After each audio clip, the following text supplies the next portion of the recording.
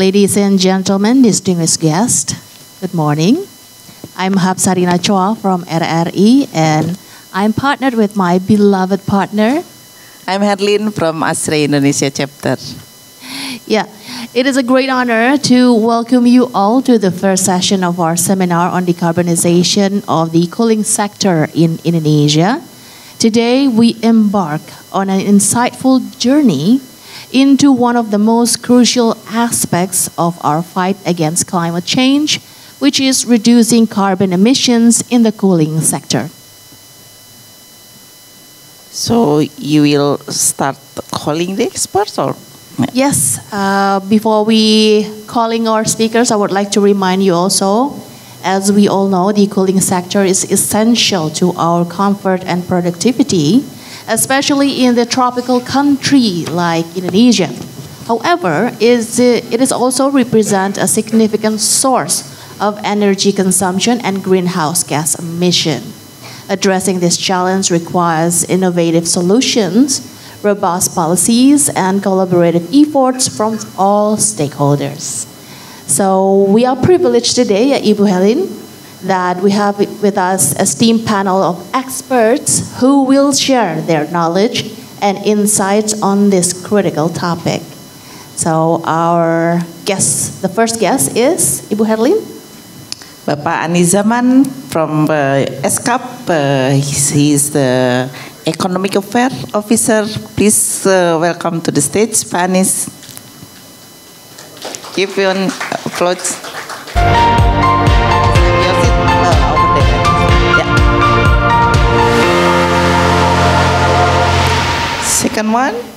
Second one, we have Ibu Wahyuningsih representing the International Energy Agency, or IEA. Please welcome Ibu Effie.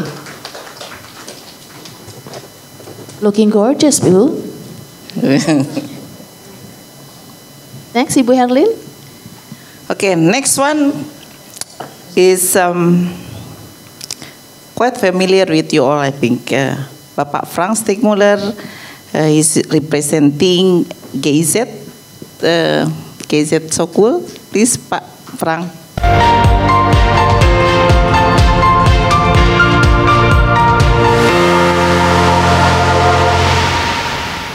And our fourth panel is Bapak Kinan Chandra Putra from the Collaborative Labeling and Appliances Standards Program, or CLASP.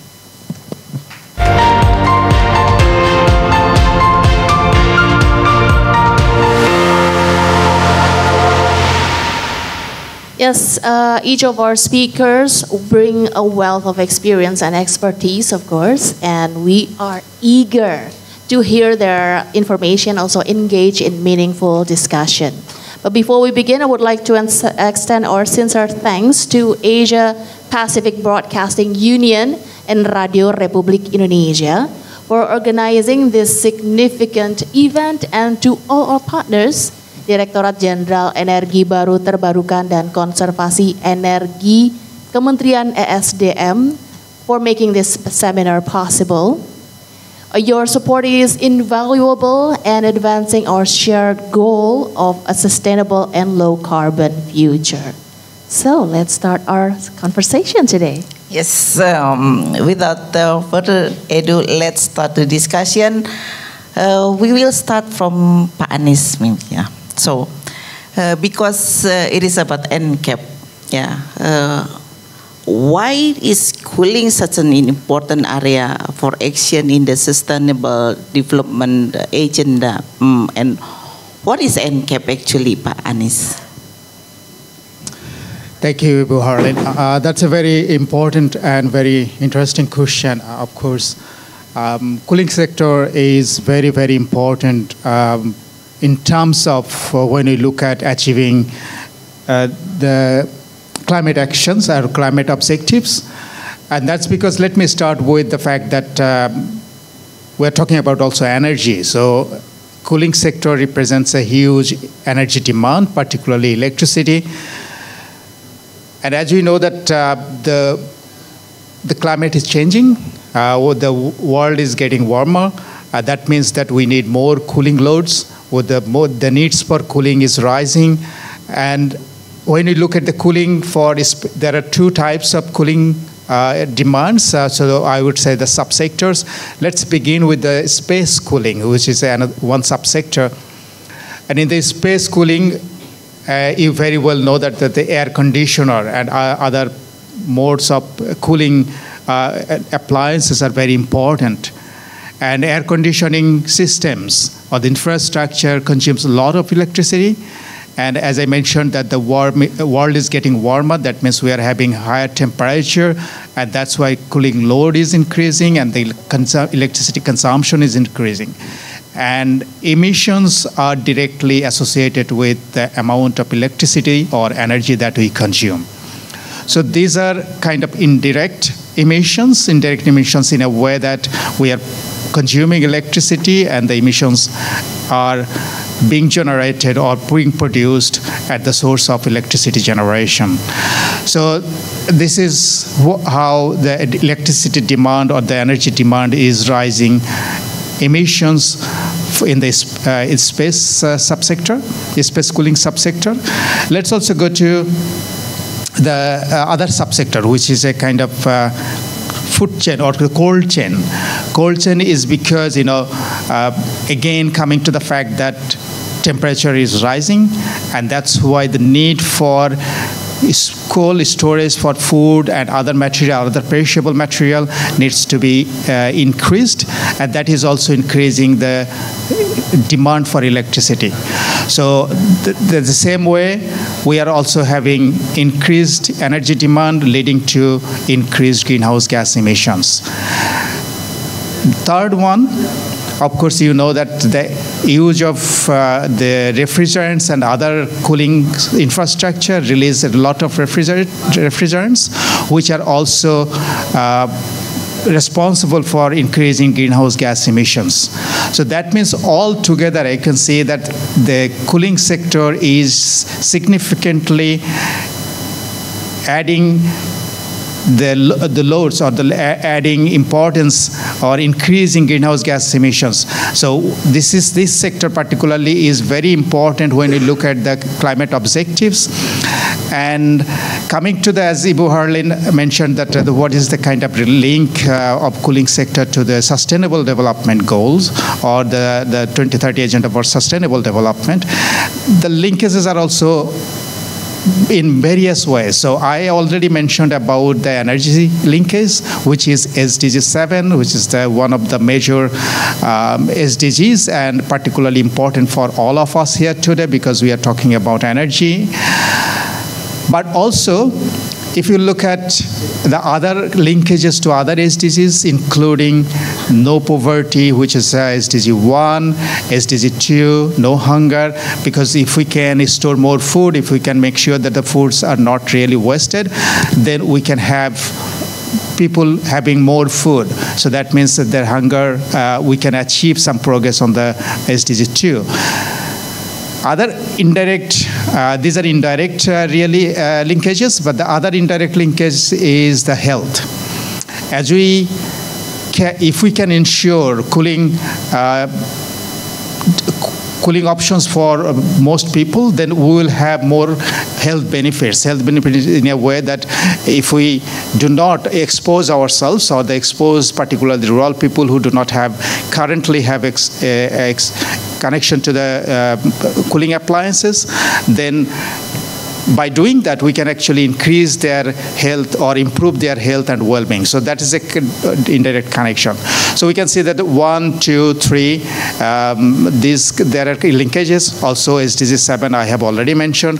And of course, when it comes to climate objectives or greenhouse gas emissions, SDG 13 is the direct linkage as well. So we can see there is various interlinkages between the cooling sector and the Sustainable Development Goal agenda.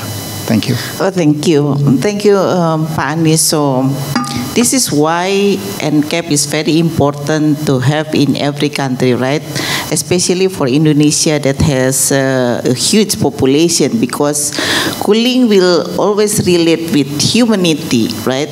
For food security, for health security, we need to secure our people from the heat stroke, from the cold stroke, something like that. Yeah.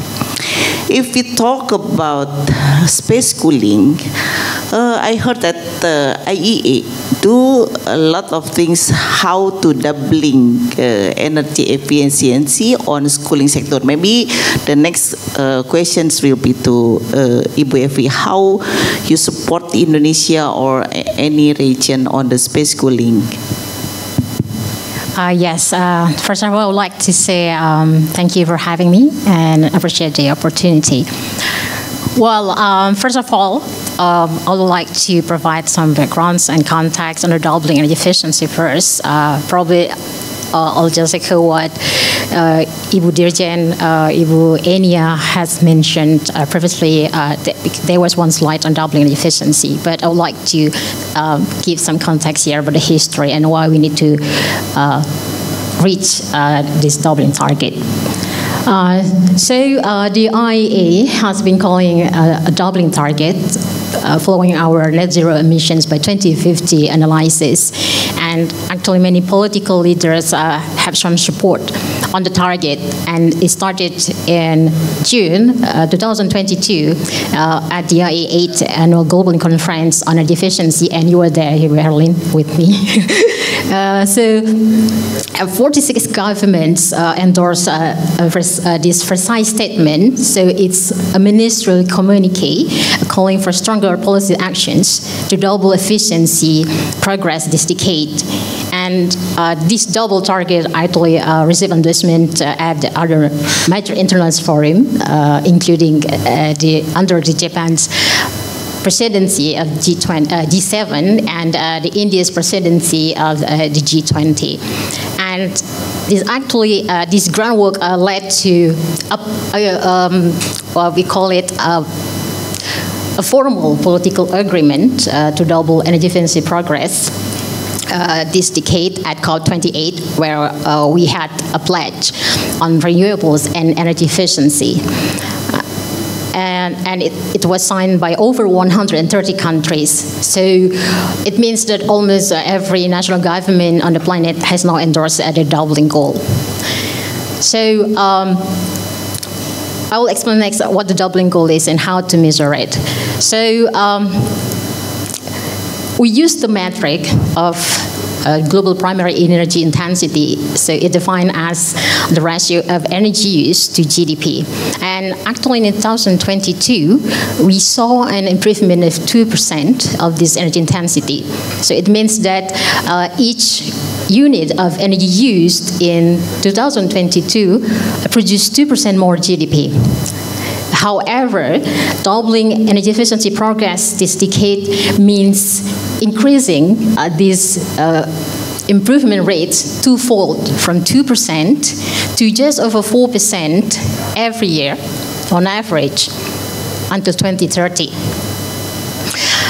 Of course, doubling energy efficiency target is a challenge itself because it means that all countries need to achieve it consistently every year until the rest of this decade.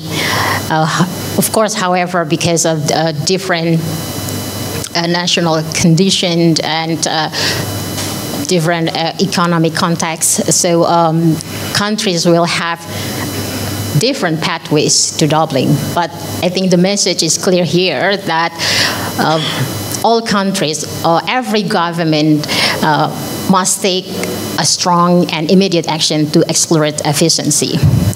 So next, I would like to explain why space cooling is important. That was your question, Helen. So probably just want to echo what Mr. Anis has explained, but probably with a little bit data to show you the extent of space cooling. I mean, how actually to contribute to climate change, greenhouse gas emissions, and how it impacts energy system in the future. So now, roughly 2 billion air conditioners units are in operation. So it makes space cooling is one of the key drivers of rising energy consumptions in buildings. And and of a generation capacity addition to meet peak power demand, of course. And according to our analysis, over the next 3 decades, the use of air conditioner is set to soar, and this demand is rising fastest in emerging and developing economies. So if there's no action taken, it's estimated that global space cooling energy consumption will rise to more than double by 2050. And if you look at Indonesia, I mean, the trend is quite the same. So the space cooling needs in Indonesia are among highest in the world, with an average of over 1,500 cooling degree days per year. However, thermal comfort provided by air conditioners is available to only a fraction of the population. It's 1 to 10 households having air conditioner. And of course, as the world getting warmer and increasing incomes, purchasing air conditioners becomes one of the top priority of many households and businesses in the future. And it is estimated that the ownership, air conditioner ownership, will increase 4-fold to 0.4 unit per household in 2030 and almost 2 units in 2060. Resulting in 210 million additional air conditioners in Indonesia compared to today. That's a lot. So, reflecting on all the data I mentioned, I think it's pretty clear that addressing space cooling, especially air conditioner, is essential to achieve the doubling target. Okay, thank you, Epi. Very interesting. It is simple to saying about that, but it's a bit challenges maybe, yeah, to do that in the country, right? How to doubling the energy efficiency, especially on the split AC, right? Back to Pak Anies. What are your thoughts of cross-ministerial collaboration and coordination contribute to the achievement of that sustainable effort, including with this NCAP? Is this NCAP give recommendation about something like doubling energy efficiency, like mentioned by Ibu Evi, and anything else? How the NCAP support the country? What is inside the document actually? Thank you again. You first started with the kind of collaboration and coordination among agencies and ministries. I think this is very important in a sense that, you know, the nature of the cooling sector is such that no one ministry or agency can actually solve the problem. This is particularly because it overlaps into many areas, including when it comes to manufacturing, trading, regulatory, and also energy conservation. As also the Director General mentioned this morning, there are a lot of things that are happening. Also, she mentioned about the MEPS, which is Minimum Energy Performance Standards. Already air conditioners and also refrigerators have been included in the MEPS and leveling. I think the way that it will work, it has to really bring together all the players, not only the ministries, but also the other sectors like the private sector. They also need to come forward in terms of they will play a role in trading and also manufacturing.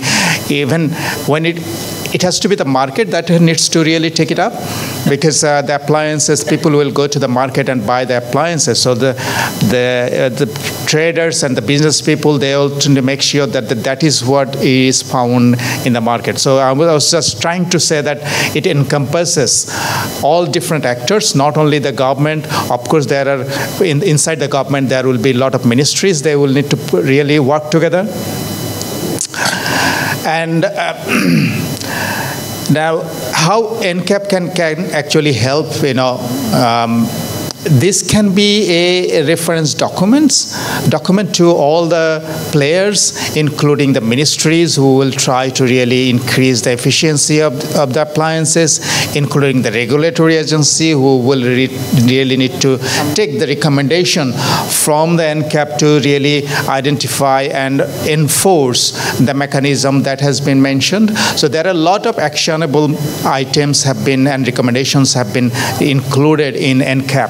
And so in terms of the technical nature, it has recommended about increasing the research and development to make sure that we gradually increase the level of standard, the level of efficiency of the appliances, cooling appliances.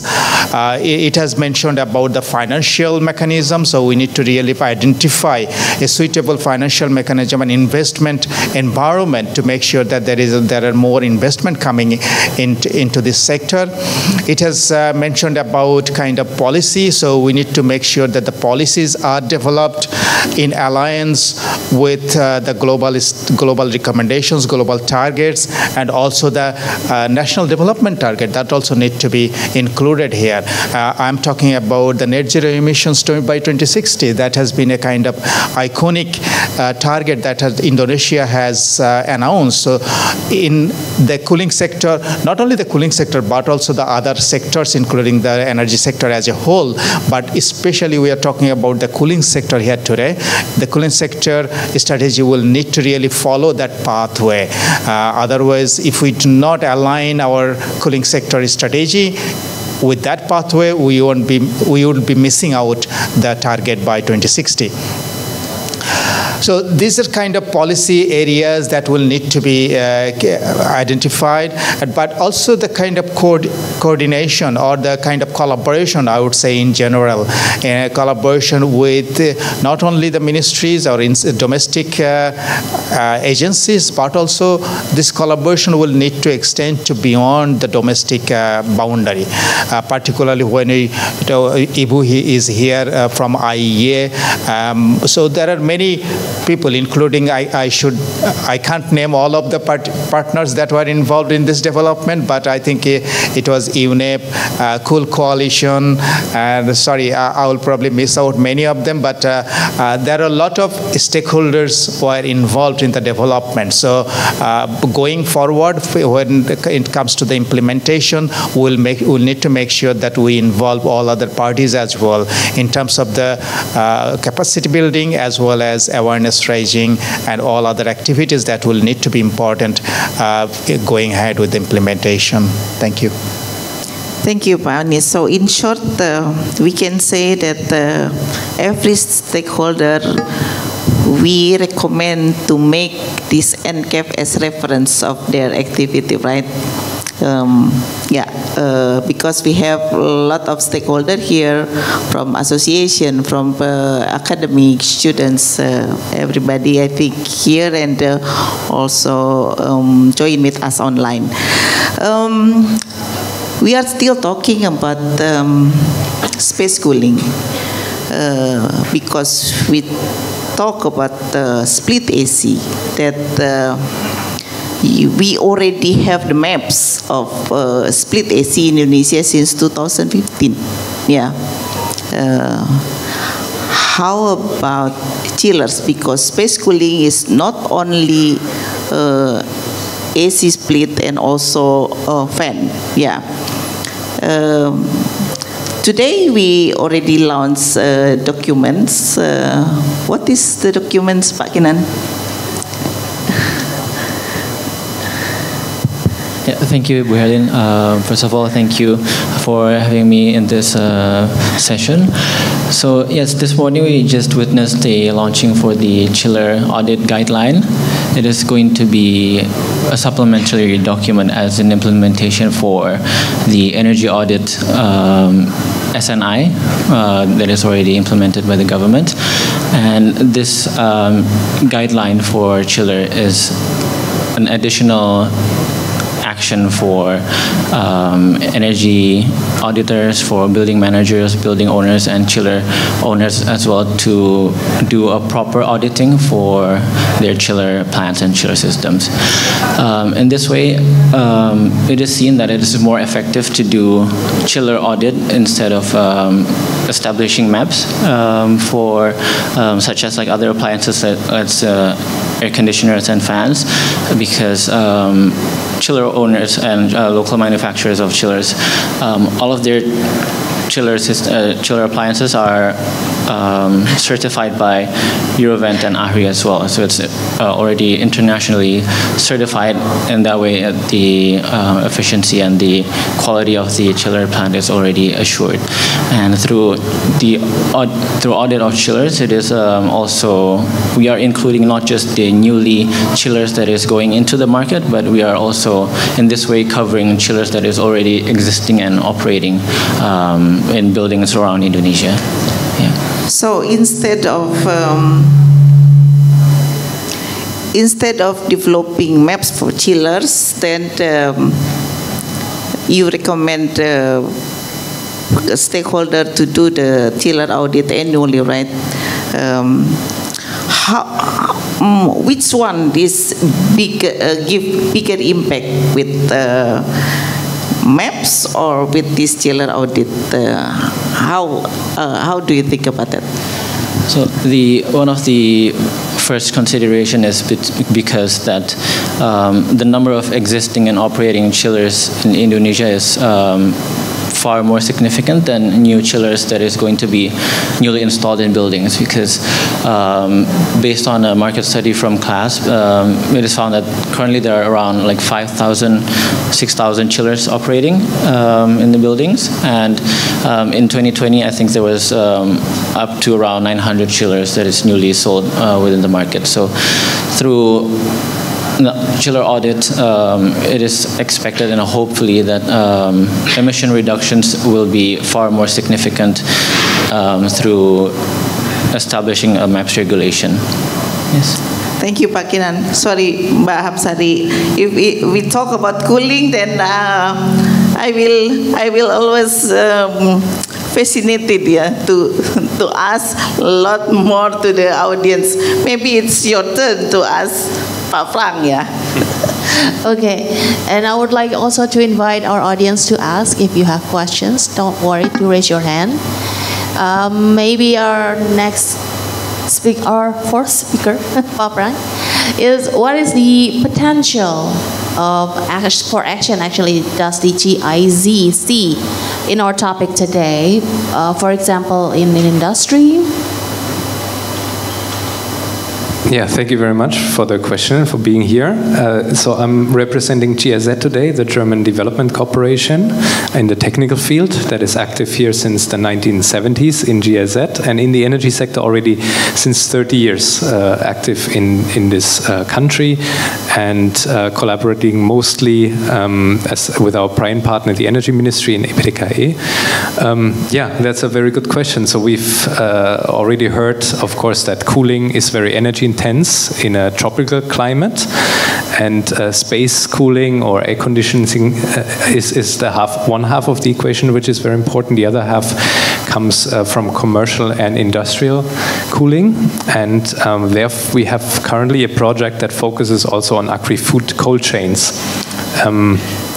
We see, of course, in Indonesia a steady economic growth of 5 to 6% per year. That results also in electricity demand growth of 5 to 6% per year, and that is also driven partially by the cooling sector and is continuing to be so in the future when we heard the numbers here. If we look in cold chains and cold storages, we see even a higher growth. So that's about 10% it varies from year to year, but I would say on average it's about 10% of new cold storages being built every year and growing every year. And to us, that is a perfect opportunity to integrate climate-friendly energy supply, for example, in the form of energy efficiency measures, for example, but also solar energy. So renewable energy integration, and this is what we support at the moment. And if we look at these figures, we see, for example, this resulting from this 10% growth, new cold storage rooftop spaces of about 800,000 square meters per year. Rooftop spaces on very energy intensive building. If we convert that, that's about 150 football fields worth in space on energy intensive buildings. And if we use that for solar energy, we can deploy about 140 megawatts per year. And by the end of the decade, for example, contribute with 1 gigawatt. That's about 20% of the newest target on solar rooftop. And I think that's a great opportunity for Indonesia to take. Okay. Can I ask a question to you, continuing your recommendation for the cold chains in Indonesia, and you say that maybe cold chains can use the renewable energy like solar PV, yeah? But everybody knows that solar PV is not cheap, right? How do you think about the front cost? How do you think about the investment of this cold storage with solar PV?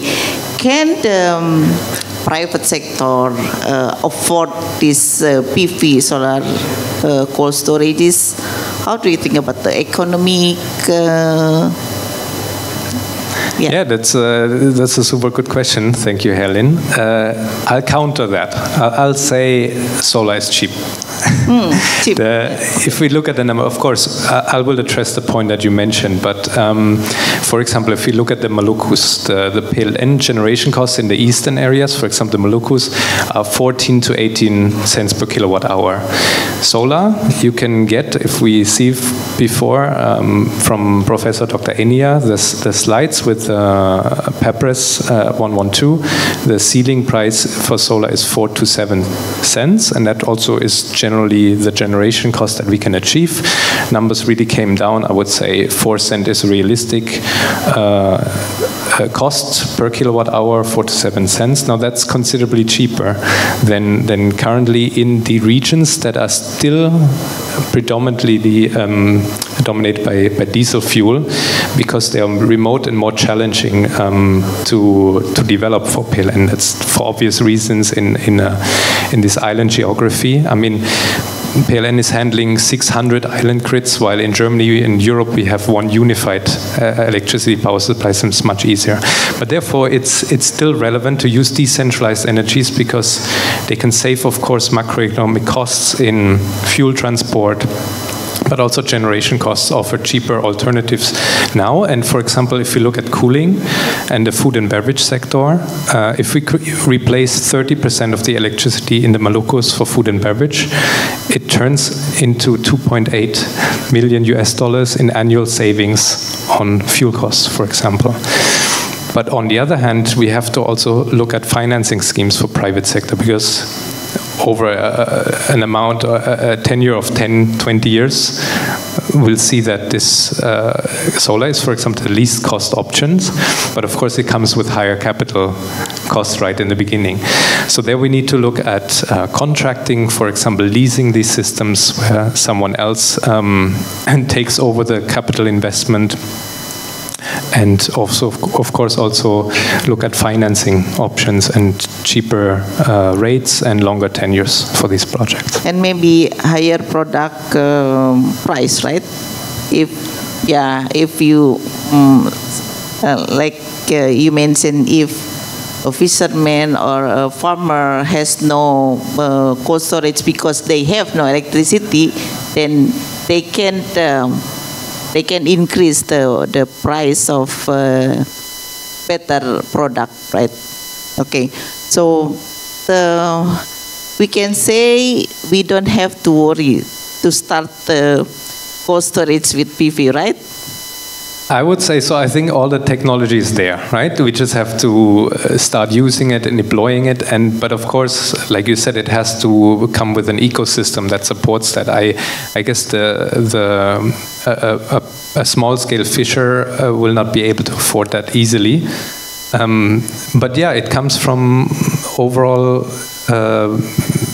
higher value that we can generate, higher competitiveness for the Indonesian industry, for example, in agriculture or fisheries, that we can market these products at higher prices by reducing the losses that so far we encountered. I think that's where the income comes, yeah, in the end.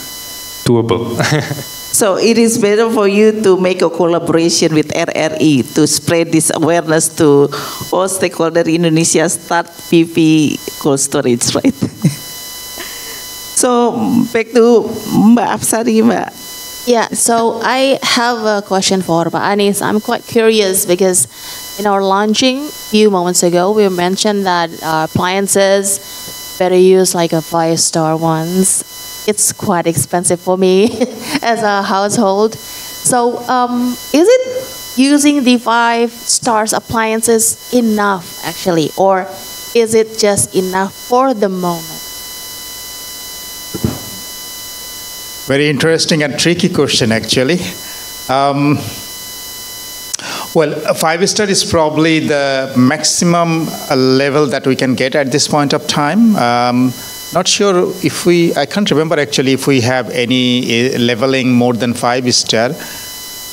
But 5-star is a kind of at the level where energy efficiency is quite high. Because in this market these days, you will see most cooling appliances will be 2-star, 2.5-star, even can go lower than that. But if we can ensure that all the cooling appliances and the infrastructure, not only the air conditioners, but also the chillers, all the full cold chain infrastructure can be made up to 5-star energy rating, then will significantly increase the efficiency of the cooling infrastructure and thereby reduce energy demand, and that will also certainly will reduce greenhouse gas emissions going forward towards our climate objectives, which is the main point here today. So is it good for long term or short term? I think, as I was saying, that I don't think we have more than 5-star efficiency level at this point of time. So at this point of time, I would say that it is okay for the long term. And, looking from the perspective of a user, let's say it is a residential user is installing an air conditioner, if it is a 5-star air conditioner, thinking about a long-term investment, it will actually help. It will be more cost-effective than installing a low-cost, inefficient air conditioner. So from the user's perspective, I would say that it is much better to go for this high standard or high star rating ones. And of course, for the national level, it is certainly because it will significantly reduce the energy demand.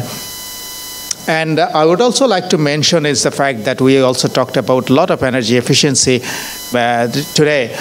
And all the speakers have mentioned, including our Director General, how much important is the energy efficiency. But also the other aspect is that energy efficiency is important because, ultimately we are talking about moving towards renewable energy, right? To make renewable energy investment feasible and cost effective, we must, and I would say must, ensure we maximize the energy efficiency improvement. And because if we do not do that, the investment in renewable energy is going to be really non-feasible. I would say wastage, because you are investing in something which was not needed. So it is artificially increasing investment in renewable energy, whereas we can reduce that investment and make that investment flow into the other kind of sectors, important sectors. Okay, thank you, Pak Anies. And I think our time is getting closer. So, what will you say, Bu Herlin? Can I have one more question to Sure. Ibu Evi? Yeah. Hit it. Before we will ask all the speakers to give final words for us. So Ibu Evi, because you mentioned that you are working on the roadmap of doubling energy efficiency, yeah. How do you think about the Indonesia condition? How far Indonesia already on the pipeline of that roadmap? Yes, thank you for the question, Eva Helen. So, frankly, we don't have a specific country roadmap right now. So what we have really is a global roadmap, and that's for the net zero emissions by 2050, developed by the IEA. And we just recently updated the roadmap last year. As I mentioned previously that about this cooling roadmap, I would say looking at the current situation in Indonesia, looking at the current map standards, I would say that first, the current progress is already good and quite impressive for Indonesia because Indonesia currently already have 7 maps for appliances, and one of them is for air conditioners and also fans. And for the conditioners, it's been, increased regularly, and now what I know is around at level of 3.4, and at the ASEAN level, it's already quite good. Although, according to our data, that for most of the ASEAN countries, most of the units sold on average just as half as the most available models available in many markets. So actually, there's there's a gap, and that's an opportunity for Indonesia to improve the maps in the future, of course. The current best maps, I think it's in China. China has the best maps at around CSPL 6. Yes, even Japan, USA is still lower than China. So probably for the next 5 years, we're not going to achieve that, but that's okay because of course there's a lot of constraint considering the capacity of local manufacturers to produce these energy efficient technologies. Then it's also an input for the government actually to support the research and development to enable the local manufacturers to produce these energy efficient technologies. So in the future, we can increase the maps a little bit higher than the business as usual. That's the target. I think Indonesia is already still on the track. And it was quite impressive because from the IEA data, I would like to state it because it's an achievement because we track the data of energy intensity improvement every year by country, by region, and Indonesia is one of the top 5 best countries that achieved the best improvement in energy intensity. And in 2022, if I'm not mistaken, it's around 3% per year. So it's close to 4, but it means that we need to do more. Always, we need to do more. Yes. Never enough. But glad to hear that that Indonesia is not too far. It's close, right, for this roadmap of doubling energy efficiency. So because we are already, it is already 11. Can we start to ask them last words from the speakers? Maybe starting from Pak Kinan, we would like you to give your last words to us. Thank you, Bu Helen. I think the final remarks would be hopefully through the launching of the chiller audit guideline, all the energy auditors, the building owners, chiller owners, they can use this guideline as a reference for a detailed and a more effective way to audit chillers in their plants, and we can see it as a medical checkup for humans. We do it annually, and then in this way, if we do a medical checkup for the chillers, we can identify overlooked issues and we can treat it more properly, and then in this way we can hopefully save more energy, and then we can operate the chillers at an optimum level. That will be the last remarks. Thank you. Thank you, Pak Kinan. Next, Pak Frank. Yeah, I hope these are not yet my final words, but only for this session.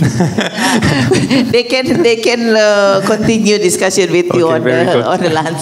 Sounds hopeful. No, thank you very much. I think as one of my last statements for today, or summarizing statements, would be that from a technical side, technology-wise, everything is ready, everything is in place to use energy efficiency, to use more energy-efficient equipment, to use solar energy or renewable energy, to integrate into cold chain applications such as cold storages, and thereby fulfill existing gaps in supply chains, in cold chains that still continue to produce a lot of losses, post-harvest losses, and at the same time also contribute to climate targets and green skills development. Thank you very much. Ibu Evi, again. Yes, thank you, Berlin. Yes, probably I need to mention some points which I didn't have, the opportunity to mention earlier because you didn't ask any question related to it. So, in our discussions, we only mention about like technical efficiency improvement. Well, if we're talking about space cooling, is beyond energy efficiency improvement. So actually, in the IE scenario, we set 3 key strategies to reduce space cooling energy consumptions in buildings. First, build better, and then improve efficiency and change behavior. Why build better comes first? Because the first thing we should do is to reduce the needs of active cooling or air conditioners in the buildings first. And how we do it, and it's by prioritizing passive solution for cooling. For example, improved insulations, reflecting roof. What we call it, reflective roofing materials, or green roofs, strategic shadings, and natural ventilations. And by combining these elements, actually, the buildings can maintain comfortable temperatures with no reliance to air conditioners. So that's one thing. So opt for low cost, low energy solutions. It's passive cooling. If not, opt for fans first, and then you can, if you have no choice, and then you can go to conditioners, and then when you purchase air conditioners, look at the labels, look at the stars, and choose air conditioners with the highest stars. It's 5 stars air conditioners. That's first. And then the other thing is behavior change. So I don't know how many of you know that if you set the temperature points of your air conditioners, if you increase the temperature set points by 1%, actually it will reduce your energy consumption up to 7%. If it's 2, and then it's 14. That's a lot. Then our recommendation is to set the temperature set points at within the range of 24 to 25 centigrades. So from now, I advise you to set your air conditioners thermostat at the range of 24 or 25 centigrade. I think it's already comfortable for most of people, right? Or 26, yeah. Maybe probably it's too hot, but it depends. Yeah, I think that's my final statement, that first, design buildings to consume less energy and change your behavior. It's easy. Just set your temperature set points to 24 to 25 degrees. Thank you. Thank you, Bu Evi. Please, Pan. Thank you. I think all the speakers have already mentioned so many important things and not leaving anything for me. So I will actually pick up a kind of different perspective and different dimension for my final words. Just to mention that ESCAP will be more than happy to continue the collaboration that it has already done for this NCAP development. in implementing and supporting the country, government in implementing the recommendations that have come out of the NCAP. So those kind of support that will fall largely into two categories. One is the capacity development, and as another one is the knowledge sharing. And also, I would like to mention here, and would like to end here with the fact that ESCAP believes and also practices that we should do or undertake kind of continuing and kind of linked initiatives. And that I'm saying because in 2020, ESCAP collaborated with the Ministry of Energy and Mineral Resources and the SDG Secretariat and developed the SDG 7 roadmap for Indonesia. And if you see the kind of NCAP development, it links very much with that because in the SDG 7 roadmap, it was identified that the space cooling the load for space cooling is quite high, and also the emissions are coming out very high. So we need to really intervene in this sector. So that is a kind of ESCAP is collaborating with the Indonesian government in the energy sector, and it is kind of a continuing initiative. And lastly, can we give a big round of applause to these two wonderful, fantastic moderators. The other way around, yeah. Thank you, Pak Anies. Thank you, Pak Anies. So,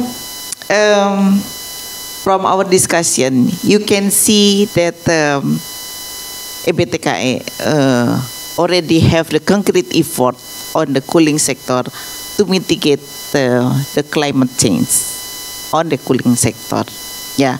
So we have to very proud of ourselves for our government that we really do the concrete action. So at this opportunity, I will inform you that at COP 28, there will be a launch of global cooling pledge with 71 countries already adopt. Yeah, so 71 countries join this pledge, the cooling pledge, who collectively committed to reduce the emission while increasing equitable access for all. So we hope that Indonesia will also join this cooling pledge on the COP 29.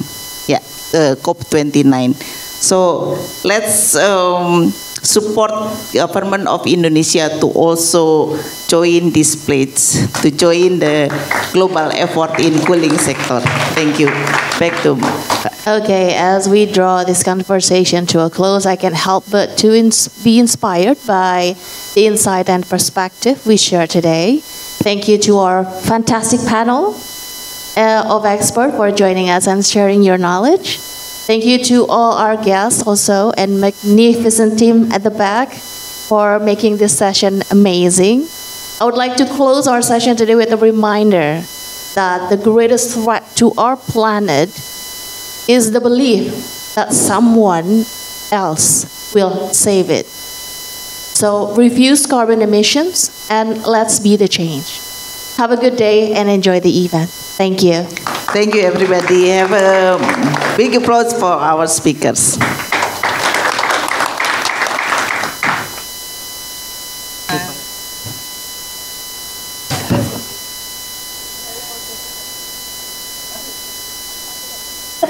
Mungkin foto dulu ya.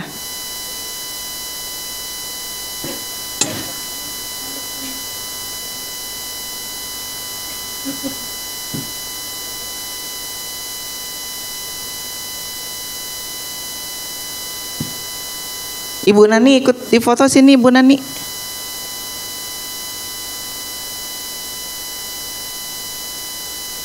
Because Ibu Nani is a big sponsor for this event, so she has to always be on the stage.